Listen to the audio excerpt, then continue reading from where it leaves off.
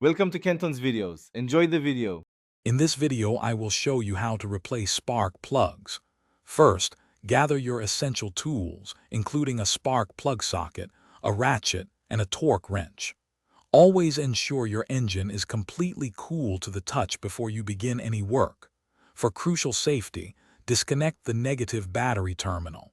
This simple step prevents any accidental electrical shorts while you are working on your vehicle. Now, let's get to removing the old plugs. Locate the 4 ignition coils on top of your engine.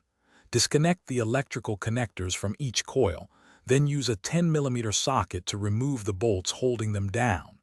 Carefully pull each ignition coil straight up and out of its well. Finally, use a 5/8-inch spark plug socket with an extension to loosen and remove the old spark plugs. With the old plugs out, it's time for the new ones. Apply a small amount of anti-seize compound to the threads of each new spark plug. Carefully hand-tighten each plug into the cylinder head to avoid any cross-threading.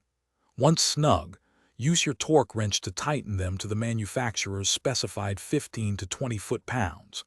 Finally, reinstall the ignition coils and reconnect their electrical connectors. You're almost done. Reconnect the negative battery terminal to your car's battery.